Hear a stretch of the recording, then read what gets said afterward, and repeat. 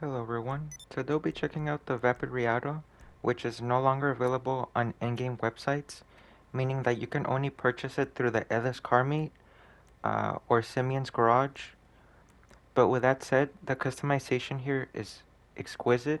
I'd say that's too much of a strong word, but the customization is pretty good here, especially considering that this car came out before the modern Bronco that we have since 2021 and 2026. So it's been out in the game for a few years. However, it's kind of hard to get it unless you know someone. And if you want another one, I guess you gotta beg for some people to, you know. But anyway, with what you just saw here, I mean, it's still pretty good. You really do not get a ton of options, but it's still a lot to mess around with. If you want to make another build, or if you just want to go back and change a few things. And even though you got like two options here with the grill, I'd say it's still very good. I like the retro and the classic. But my plan with this build is to make it look similar to, 1990s version of this. With a few little cues of the 1960 version. So it's gonna be a mixture of the 1960 and the 1990s. So in case if I get the times wrong, I might clarify that in the video here in a bit with a few texts. But with the bug catchers, I just want to do something, different here. I'm just gonna apply that. That's what I did to give it some character. And for the liveries, these are actually very good. It's all up to you if you want to go for a sporty build or, just something very out there and patriotic like this right here. Made in America is a pretty well detailed like the rest of these. If you're one of those hunter type people, you're definitely gonna like these liveries here, these camos. For this has actually been in the game for about 7 years now, and I'd say they did a very good job, and it still holds up today with these liveries. Very good textures and resolution, and another patriotic style livery here. This one's pretty cool. It's a reference to a TV show within the game's universe. But for me, I'm just gonna leave it off. I did not make a custom plate, so I'm just, not gonna put anything. Now this is a very tricky part, that I kind of struggle. Well, I mean, yeah. I mean, I'm kind of tied between the red, the yellow, and a blue.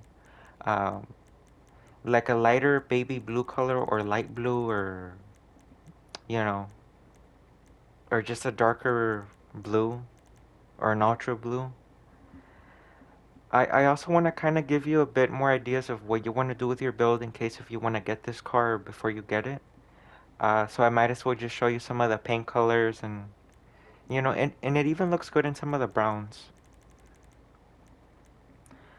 But for time purposes, I'm gonna try my best to speed this up and, not get stuck here and, you know, being indecisive. But as I said, a lot of colors look good with this car. You even have a nice secondary. Did I just call this car? I meant truck. But for now, I'm just gonna settle on a yellow. I feel like just a plain yellow looks good. I might go back and change it in the thumbnail later, but I'll see. And for the secondary, I'm kind of tied between a white and just color matching it. I guess I'll just color match it for now.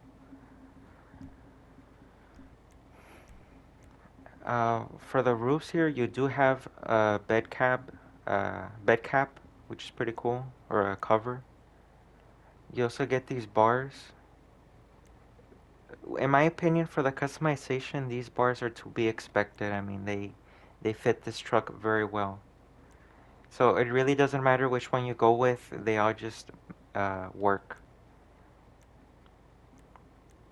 I'm thinking of going with one of the chrome options to make it a bit more classic, a bit like the previous two generations. I really love those throwback type of styles. So let's just put on a chrome one for now. For the bull bars, I feel like the stock one already looks great. Um, but you can just choose these generic style ones. These have been seen before. But as for me, I'm just gonna leave it stock. For the suspension here, not many of you are gonna agree with me, but I feel like it's already too high. So I might as well just put it to the competition. It's already very high, and yeah, it's not very good, because then you're gonna tip over a bit more easily. For the wheels, this is another tricky part, since you really have a lot of options that work very well with this truck. In my opinion, I feel like the Nevis, however you pronounce it, looks great. It really matches that classic look that I want to go for. And the stock chrome rims or wheels that already come on this already look great. But I just feel like going the extra mile by changing the wheels. The Mountain Man and the Avalanche, in my opinion, also work very well if you want to go for an older look. Or if you want to go for something modern, all these other options still look very great, very nice.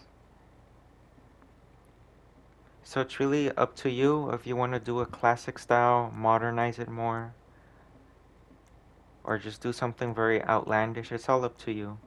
But for me, I want to keep it nice and simple and classic. You know what? And I guess I'll just put on some white. I'll just paint it white. I feel like it works instead of chrome. And of course, I'm gonna put on the bulletproof tires. You know, it really feels like an obligation if you play in public lobbies all the time. And some tire lettering as well. It was pretty common back then too. Now for the window tints, I want to do something light. I feel like anything darker really won't look so good on my build. So let's just put some light smoke. But I'm gonna give you a closer look. I feel like the details and the texture quality was a bit rushed with this truck, especially in the engine. The engine is an inline 4, which is pretty funny. The interior is not unique to the truck either. It's been seen before in many other vehicles. But it does fit that utilitarian look. And the seats look pushed in a little too forward. So I guess the drivers are a little too short. Um, as you can see here, I have to play in third person since this is a very large vehicle. And you won't really be able to see everything in first person. But with that said, the exterior is pretty good. The driving experience itself is decent. I feel like it could have been a bit faster, especially, with its top speed. But this truck isn't really designed for that. Where it does shine is its off-road capability. It does a great job with that. Uh, but since this video is already a little too long, I feel like I'll just tell you about it.